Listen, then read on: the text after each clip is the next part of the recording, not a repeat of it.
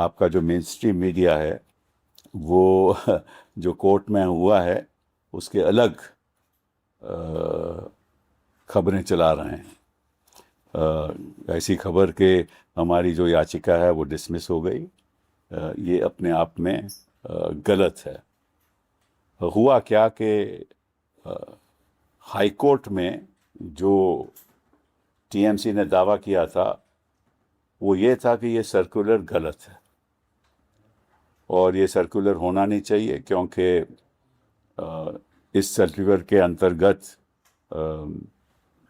ये कहा गया है कि कमीशन को ये जानकारी है कि, और कई जगह से जानकारी मिली है कि वहाँ इलेक्शन के दौरान कुछ प्रॉब्लम्स होने वाली हैं हर बूथ में। तो इस वजह से इलेक्शन कमीशन ने ये तय किया है कि हर बूथ पे एक सेंट्रल गवर्नमेंट का नॉमिनी होगा, सेंट्रल गवर्नमेंट ऑफिसर की नियुक्ति की जाएगी। और हाई कोर्ट में ये मामला जब आया तो ये कहा गया कि वहाँ ऑलरेडी इलेक्शन कमीशन के मुताबिक वहाँ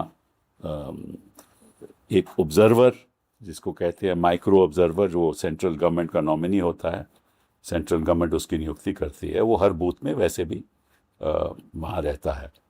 और उस साथ साथ में सारी पार्टी के पोलिंग एजेंट्स रहते हैं, सारी पार्टी के इलेक्शन एजेंट्स रहते हैं, और फिर सुपरवाइज़र भी रहता है, पोलिंग सुपरवाइज़र।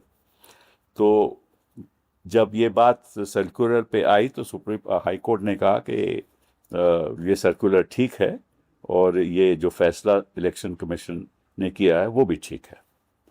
तो जब हम सुप्रीम कोर्ट आए तो हमने ये तय किया कि हम सर्कुलर को चैलेंज नहीं करेंगे, लेकिन ये कहेंगे, ये आग्रह करेंगे सुप्रीम कोर्ट से कि जो सर्कुलर है उसको आप लागू कीजिए। अब सर्कुलर 13 अप्रैल 2026 का है, तो वो सर्कुलर मैं आपको पढ़ भी देता हूँ, पहले समझा दूंगा फिर पढ़ भी दूंगा। उसमें ये लिखा है कि कई जगह से हमें जानकारी मिली है कि इरेगुलरिटीज़ होने वाली हैं इलेक्शन के प्रोसेस में, काउंटिंग के प्रोसेस में इरेगुलरिटीज़ होंगी। तो इसलिए हम चाहते हैं कि जो एक सेंट्रल गवर्नमेंट का employee apart from micro observer वहाँ रहे। ये फैसला है। तो हमने फिर कहा कि उसी सर्कुलर के अंतर्गत, वो मैं पढ़ देता हूँ, वो कहता है कि from further a dedicated module is being incorporated in ECI net for randomization of counting personnel and generating of counting ID cards. The salient features of the proposed module are as follows. मतलब कि जो मोटी मोटी बात जो है circular के अंतर्गत उन्होंने कही है कि random selection of state government and central government employees from the respective personal databases for counting duty. तो इसका मतलब ये हुआ, सर्कुलर कहता है कि आप एक केंद्र का भी नॉमिनी वहां रख लीजिए और एक राज्य का भी नॉमिनी रख लीजिए। जो सरकारी मुलाजम होगा केंद्र का भी होगा और राज्य सरकार का भी होगा, और ये नियुक्ति उनकी होनी चाहिए। तो हमने सुप्रीम कोर्ट में कहा कि देखिए, उनका खुद का सर्कुलर कहता है, चलिए आप सेंट्रल गवर्नमेंट नॉमिनी रखना चाहते हैं तो रखिए, लेकिन साथ साथ एक स्टेट गवर्नमेंट नॉमिनी भी रखिए, उसकी भी रैंडमाइजेशन नाम करके रखिए। तो सुप्रीम कोर्ट ने कहा कि आप तो वहां सर्कुलर चैलेंज कर रहे थे, तो हमने कहा कि अब हम सर्कुलर नहीं चैलेंज कर रहे, हम तो कहते हैं कि उसको लागू करो। तो अब हमें उम्मीद है, और सुप्रीम कोर्ट ने यह कहा कि, और ये ऑर्डर है कि the election commission will follow the circular issued by them both in letter and spirit. मतलब ये उस सर्कुलर को आप लागू करोगे, और जो भी वहां लिखित है उसको लागू करोगे। और लिखित क्या है कि स्टेट गवर्नमेंट का नॉमिनी भी होगा और सेंट्रल गवर्नमेंट का नॉमिनी भी होगा, केंद्र सरकार का भी नॉमिनी होगा, राज्य सरकार का भी नॉमिनी है, जो दोनों गवर्नमेंट सर्वेंट होंगे। तो ये ऑर्डर हुआ है। जो मेन स्ट्रीम मीडिया चला रहा है वो ये है कि हमारी याचिका डिसमिस होगी। ये बिल्कुल गलत है और ऐसा होना नहीं चाहिए। अब ठीक है, आप गोदी मीडिया हो, आप उनकी गोद में बैठे हो, लेकिन इतना भी मत बैठो मतलब कि सही जानकारी तो दो। इतना तो आप ऑलरेडी इनको जिता चुके हो, भाजपा तो आप जिता ही चुके हो। क्योंकि जब शाह जी, अमित शाह जी कहते हैं 170 सीटें आएंगी, तो तुम कह रहे हो 190 आएंगी। तो तुमको तो बढ़ा चढ़ा के आप कर चुके हो। ठीक है, तो ये तो आपका नेचुरली आपका कुछ होगी बात जो हमें नहीं मालूम, केवल आप ही को मालूम है। और अगर हमें मालूम भी है तो हम कह भी नहीं सकते, क्योंकि हमें भी मालूम है कि आपको भी मालूम है और हमें भी मालूम है। ये असलियत है, ये ऐसा ठीक नहीं है। और साथ साथ में मुझे ऐसा लग रहा है, क्योंकि ऑलरेडी तो एक माइक्रो ऑब्जर्वर है ही सेंट्रल गवर्नमेंट नॉमिनी का, तो आप दूसरा क्यों चाहते हैं? और अगर चलिए आप रख भी रहे हो, तो फिर एक राज्य सरकार का भी नॉमिनी रखो, जो आपका सर्कुलर का खुद कहता है। और साथ साथ में सर्कुलर आखिर में मैं आपको भी पढ़ा देता हूँ, बड़ा इंटरेस्टिंग है वो भी। सर्कुलर कहता है आखिर में, you are requested to ensure strict compliance with the above the instruction. Strict compliance. That is के इसका आप पूरी तरह से इसका पालन करो, स्ट्रिक्टली पालन करो। ये सर्कुलर में खुद रखा हुआ है, तो फिर राज्य सरकार का नॉमिनी गवर्नमेंट समिट होना चाहिए। अब ऐसा लग रहा है कि भाजपा का ध्यान किसी और प्रदेशों में है नहीं जहां इलेक्शन हुआ है, न तमिलनाडु में, न केरल में, और कहीं और भी नहीं। तो असम में तो हम देख ही रहे हैं क्या हुआ। अगर ऐसा मतलब कि बंगाल, पश्चिम बंगाल हिंदुस्तान का, हिंदुस्तान ही में है ना, कहीं और तो नहीं है ना। वैसा लग रहा है कि वहां एक सीज हो रही है, सेंट्रल गवर्नमेंट के पर्सनल की सीज हो रही है। इतना तो मैंने हिंदुस्तान के इतिहास में कभी नहीं देखा। हम कई चुनाव लड़ भी चुके हैं, देख भी चुके हैं। इस तरह से जितने लोग सीएपीएफ के वहां तैनात हैं, वो मणिपुर में नहीं है, जम्मू कश्मीर में नहीं है, लेकिन वहां हैं क्योंकि आपको युद्ध चल रहा है, भारी युद्ध कोई चल रहा है, कोई आक्रमण कर रहा है। क्या आपको उनके इतने सीएपीएफ पर्सनल आपको रखने की जरूरत है? इलेक्शन ही है ना भैया, चुनाव ही है ना। तो आप कहते हो कि अगर चुनाव में कुछ गड़बड़ी होती है तो आप इलेक्शन पिटीशन फाइल कर, तो कहते हो ना, कोर्ट भी कहते हैं कि 45 दिनों में आपको राहत मिलती है, 45 दिनों में आप इलेक्शन पिटीशन डाल सकते हो। अगर गलत काम हो रहा हो तो दोनों को लागू है। वो भी इलेक्शन पिटीशन डाल सकते हैं और ये भी इलेक्शन पिटीशन डाल सकते हैं। फिर इतने लोगों, इतनी सीएपीएफ के तैनात होने की जरूरत क्या है? अब सिक्योरिटी तो उनके हाथ में है ना, सिक्योरिटी तो पश्चिम बंगाल की सरकार के हाथ नहीं है। अब तो ईसीआई सब कर रहा है।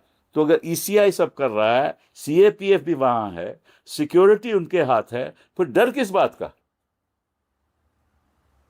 और पोलिंग बूथ पे पोलिंग एजेंट भी हमारा है, उनका भी पोलिंग एजेंट है, टीएमसी का भी पोलिंग एजेंट है, बाकी जो चुनाव लड़ रहे हैं वो पार्टी जो भी लड़ रही है उनके सारे के पोलिंग एजेंट हैं, उनके इलेक्शन एजेंट हैं। सिक्योरिटी आपकी है, अंदर जाने की अनुमति आप ही देते हैं। वहां एंट्री, जब तक आईडी कार्ड नहीं दिखाओगे तब तक एंट्री नहीं होगी। तो फिर किस चीज की आपको संभावना है कि यहां गड़बड़ होगी, जब सारा तामझाम आपके हाथ में है? फिर वो क्यों करना चाहते हैं? कोर्ट की प्रोसीडिंग छोड़ दीजिए, इनकी मंशा क्या है आपके हिसाब से? ये क्यों ऐसा करना चाहते हैं?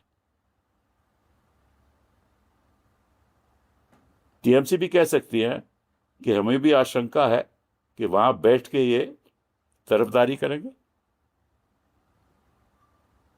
क्यों हम तो कुछ कर नहीं सकते। कुछ सारे तो वैसे भी गवर्नमेंट, सेंट्रल गवर्नमेंट के वहां माइक्रो ऑब्जर्वर है, हम क्या कर सकते हैं? कोई नहीं कर सकता। और सारी रिकॉर्ड हो रहा है, ये भी अब हमें मालूम है। सीसीटीवी से जो भी पोलिंग बूथ में हो रहा है, काउंटिंग में हो रहा है, वो रिकॉर्ड हो रहा है। अब जब रिकॉर्ड हो रहा है तो फिर किस चीज का डर है? अब इलेक्शन कमीशन का ये एक प्रावधान है कि 45 दिन के बाद वो रिकॉर्डिंग नहीं रखेंगे। अरे भाई, क्यों नहीं रखोगे? क्योंकि गड़बड़ी आप करोगे, अगर करोगे तो, और 45 दिन के बाद आप उसको रखोगे नहीं, तो कैसे तय होगा कि क्या हुआ पोलिंग काउंटिंग में? कोई नहीं तय कर पाएगा ना। तो ये भी हम बात सुप्रीम कोर्ट के आगे आने वाले दिनों में लाएंगे कि ये जो सीसीटीवी कैमरा की जो फुटेज है, ये आप सिक्योरिटी के साथ आपको सबको रखनी चाहिए। और मैं ये भी चाहूंगा कि जो भी वहां कैंडिडेट लड़ रहा है विपक्ष का, वो आरटीआई डालकर ये कहे कि साहब आप हमें सीसीटीवी कैमरा की फुटेज दीजिए, ताकि हमारे पास भी फुटेज हो। अगर नहीं रखते तो हमारे पास तो हो ना, और नहीं देते अगर तो फिर हम सुप्रीम कोर्ट को हमें जाना पड़ेगा। तो हर चीज, आप राजनीति में चुनाव तो लड़ सकते हो, लेकिन ऐसा ना हो कि सारा देश, मतलब कि आपकी सारी सरकार एक प्रदेश के खिलाफ चुनाव लड़ रही है। ऐसा नहीं होना चाहिए। लेवल प्लेइंग फील्ड होनी चाहिए, और ये जनता को ये महसूस नहीं होना चाहिए कि ये हो रहा है कि वहां, मतलब कि जो केंद्र सरकार है वो एक भावी पड़ी हुई है, और सारे मतलब के जैसे कोई एक विरोधी वहां बैठा हुआ है। अब राजनीति में विरोधी तो होंगे, लेकिन पश्चिम बंगाल में जनता तो विरोधी नहीं है ना। जनता तो अपना वोट देगी, मत देगी, जिस तरफ जाएगा, ठीक है। तो ये एक बड़ी दुख की बात है कि मीडिया ऐसे काम करता है जो असलियत से दूर हो, और केंद्र सरकार इस तरह से अपना प्रभाव बनाना चाहती है काउंटिंग एरिया में भी, और ये संवैधानिक नहीं है। लेकिन ये तो एक पॉलिटिकल लड़ाई है, और पॉलिटिकली फिर सामना करना होगा। I normally do not go for a press conference when I've appeared in a case. That's not the tradition. But in this particular case, I had to do so because the fate of the outcome of the poll in West Bengal depends on what happens in the counting rooms. They got to know about it only on the 29th of April. And on the 29th of April, they moved the High Court. And in the High Court, they contended that this circular, in the absence of the TMC not knowing about it, should not have been issued, and therefore should be struck down, which was not accepted by the High Court. Then they said that what is the reason why the central government or the election commission is of the opinion that, and they've got information that there will be some problems at the time of counting, and that in every counting station throughout West Bengal, there have to be additional nominees of the central government. As you know, that in the counting room, there are the nominees of the counting agents of each political party present there. There is also a supervisor supervising the counting. Then there are the election agents of each political party that is present that are present there. Now the Election Commission, through this circular of April 13, has said that in addition, there will be a central government employee or a public sector undertaking employee who will also be present in the counting room and at each table. Now, that also is a little surprising because there's already a nominee of the central government called a micro observer in the counting room at each table. So that's a bit unfortunate, but be that as it may, the High Court said, well, we're not going to interfere in this matter because the Election Commission has powers, wide powers to do what they wish to do. So we moved the Supreme Court, and in the Supreme Court, we never argued about the constitutionality of the circular. We merely said that whatever the circular is should be implemented by the Election Commission itself. And what the circular says is the following, and I'll read it out to you. This is the 13th April circular, and it says the following, namely, in view of the apprehensions expressed from various quarters, we don't know what those quarters are, regarding possible irregularities. So they are not saying there will be irregularities, possible irregularities during the process of counting of votes, and with a view to ensuring transparency, integrity, and orderly conduct of counting proceedings, the following protocol and arrangements are proposed for strict compliance at all counting centers. At least one among the counting supervisor and counting assistant at each table shall be a central government central PSU employee, right? And thereafter, in paragraph 9, to the end of the paragraph, they say further, this is the conclusion of the circular, a dedicated module is being incorporated in ECI Net for randomization of counting personnel and generation of counting ID cards. The salient features of the proposed module are as follows. Random selection, please note this, random selection of state government and central government employees from the respective personnel databases for counting duty.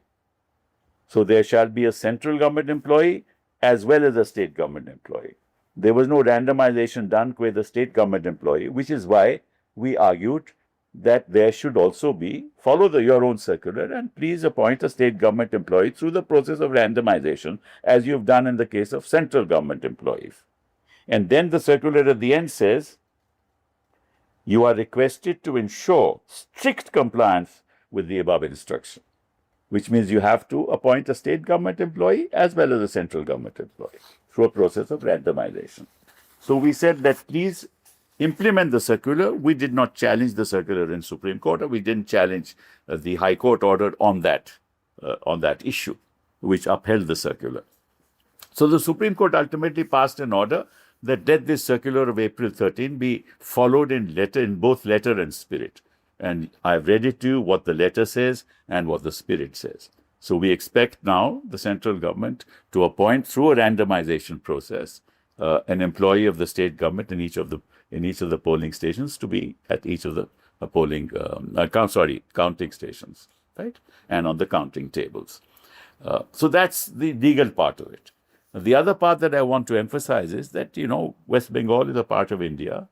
And people of India should not get the feeling that a state is being targeted, or a political party which is in power is being targeted by a political party at the center, which controls, the government at the center.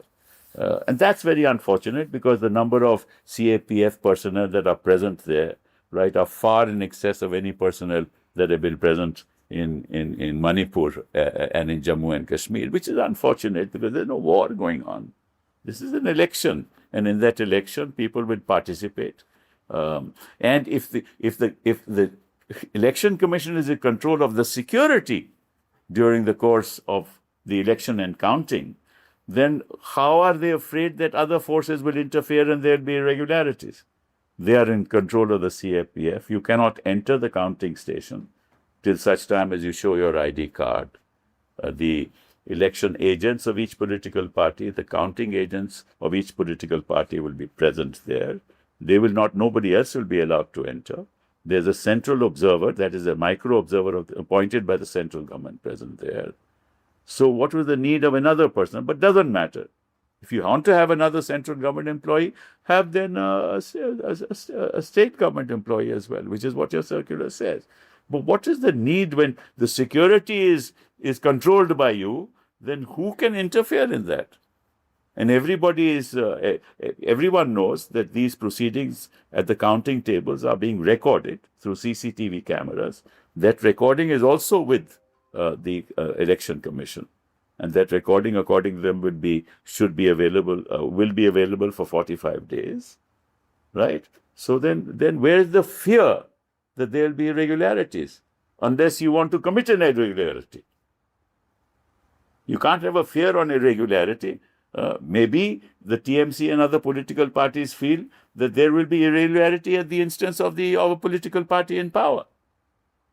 And it is only to ensure that there is a level playing field that the state government nominees should be there at each counting table. And that's absolutely necessary. And it's not fair the way the election commission is targeting only the state of West Bengal, as if elections are happening only there, while elections have happened in Kerala and Tamil Nadu and in Assam and Puducherry. This is most unfortunate. It gives the wrong signal to the people of India, and especially to people in West Bengal. And I do believe that this is a procedure which is unheard of. It's never been done before. And I think at some stage we must persuade the Supreme Court to look at the powers of the Election Commission, even in the context of the fact that under Article 324, they have almost absolute powers in the course when an election takes place. Thank you very much. Sir एक सवाल ये है कि BJP ने press conference करी आपकी press conference से पहले और ये कहा कि अनर्गल मुद्दों पर सुप्रीम कोर्ट जाने से पता चलता है कि कितनी छटपटाहट है। और इंडिया गठबंधन से सवाल करते हुए सुधांशु त्रिवेदी बीजेपी के सांसद ने प्रेस कॉन्फ्रेंस करी, कहा कि इंडिया गठबंधन से सवाल है कि हिंसा मुक्त मतदान होने पर अगर किसी को समस्या उत्पन्न हो रही है, उससे साफ है कि आतंक के ऊपर सत्ता बनाने का जो प्रयास था वो विफल हो गया। नहीं, देखिए, पहली बात तो यह है कि हिंसा मुक्त चुनाव तो होने चाहिए, ठीक है, और प्रभाव मुक्त भी होने चाहिए, ठीक है ना। तो जो इलेक्शन कमीशन है वो इंचार्ज है सिक्योरिटी की, तो हिंसा कैसे हो सकती है? सीएपीएफ तो उन्हीं के हैं, काउंटिंग स्टेशन उन्हीं के पास हैं, सेंट्रल गवर्नमेंट के नॉमिनी माइक्रो ऑब्जर्वर उनके लगे हुए हैं, एक और सेंट्रल गवर्नमेंट। तो इनको कहाँ से जानकारी मिली कि हर बूथ में, हर काउंटिंग बूथ में, हर काउंटिंग जगह पे इरेगुलरिटी होगी? मतलब कि बंगाल में कोई ऐसा काउंटिंग की जगह नहीं है जहाँ रेगुलरिटी नहीं होगी। इनको कहाँ से ये जानकारी मिली, बताएं? भाजपा को है ना जानकारी, तो भाजपा ही बता दे। इन्होंने चिट्ठी लिखी होगी इलेक्शन कमीशन को कि हमें ये जानकारी है, तो आप ये कीजिए, और आपको मालूम है इलेक्शन कमीशन क्या करता है इन मामलों में, ठीक है ना। जो वो कहेंगे वो करेंगे, क्योंकि इलेक्शन कमीशन और भाजपा में कोई अंतर थोड़ी ना है, वही तो इलेक्शन करवाते हैं, और जिस तरह से करवाना चाहते हैं वैसे ही करवाते हैं। और गणेश कुमार जी तो मतलब कि बड़े एक efficient election chief election commissioner, ऐसे तो मैंने एक ज्योति जी हुए थे, वो भी बड़े एफिशिएंट थे, ये उनसे भी ज्यादा एफिशिएंट। तो सर आज जो ऑर्डर है सुप्रीम कोर्ट का, उसके बाद इलेक्शन कमीशन फ्री है एडिशनल सेंट्रल फोर्स में, सेंट्रल जो वो तो जो सर्कुलर कह रहा है उसको लागू करें, हमें तो कोई इसमें प्रॉब्लम नहीं है। सर आपको क्या लगता है, क्या स्टेट गवर्नमेंट के एम्प्लॉइज को वो लोग एम्प्लॉय करेंगे? लगने की क्या बात है? सुप्रीम कोर्ट ने कहा है follow it in letter and spirit, इसमें मेरे लगने की क्या बात है? मुझे क्या लगना? If it's not implemented, could it be considered as unconstitutional? No. If it's not implemented, it is contempt. Right? So this in the last paragraph, the circular says random selection of. Random selection central government employee की होती है, state government की भी होगी from the database. So what about the process of the random selection of? Random is random, na? Random, not choreographed by Ganesh Kumar. Yes. Sir, one question here, sir. The circular of 13th April, first line you said that one central government employee will be there. At least one. At least one at each table. Right. The last part which you were saying, state government employees will also be there during randomization. That's right. right. The RO will do. That's right. So since it was there in the circular itself, what was the need to go to the Supreme Court, sir? Because they had not nominated.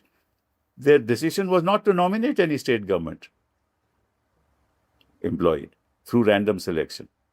They had done so. They done so in the case of central government employees or PSUs, employees of PSUs, but not in the state case. The case of that's why I clarified. I didn't want to attack the circular.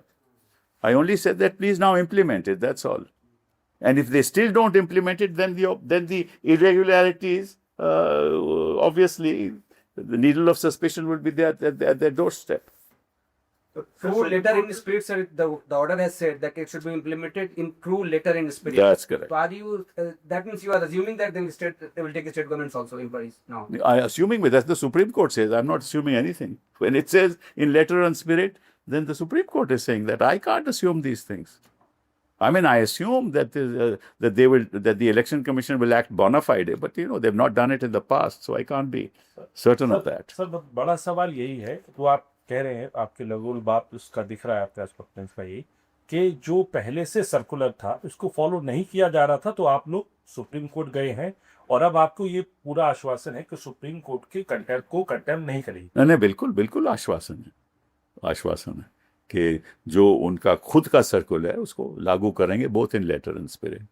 Sir जो written order आया है उसमें लिखा है कि तृणमूल कांग्रेस के जो application है उसको डिसमिस किया जा रहा है, तो ये मुझे तो नहीं, जो मैं कोर्ट में था, जो ऑर्डर डिक्टेट किया गया था वो तो नहीं, वो क्या है हाँ ऑर्डर में ये है कि With the clarification- sir the last हाँ सर ये है So they have mentioned in the, they have, let me read out, heard Mr. Kapil Sibal, I'll read out from the beginning, heard Mr. Kapil Sibal and Ms. Minakshi Arora, learned senior counsel, appeared for the petitioner, and Mr. Dama Sheshadri Naidu, learned senior counsel,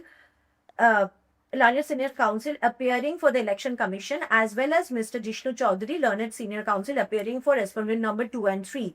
No further orders are necessary in this case except to record the statement of Mr. Dama Sheshadri Naidu that the Election Commission will implement the circular dated 13th April 2026 in true letter and spirit. With those clarification, the special leave petition stands dismissed. Naturally Pending IA or IAs, if any, is and are disposed of. Naturally हमने जो मांगा था, उन्होंने कहा कि आप letter and spirit पे लागू कीजिए, तो और कुछ हमने मांगा नहीं था, तो dismiss in the light of that is what to be dismissed, but it is not dismissed without that, it obvious है, Letter is free is above there, sir. वो तो है ही है, वो तो लिखा हुआ है उसमें। So are you also saying that this is unprecedented? Never in the past has. No, कौन से प्रदेश में ये हुआ? कहीं नहीं हुआ, क्योंकि जो इनका जो मोहब्बत है ना दीदी से, वो बहुत ज्यादा है। मीडिया जो चला रही है वो दैट डिसमिस सुप्रीम टीएमसी गलत है, बिल्कुल मीडिया बिल्कुल गलत चला रही है, लेकिन ये इनकी आदत है, ये सिर्फ मेन स्ट्रीम मीडिया की तो ये आदत है।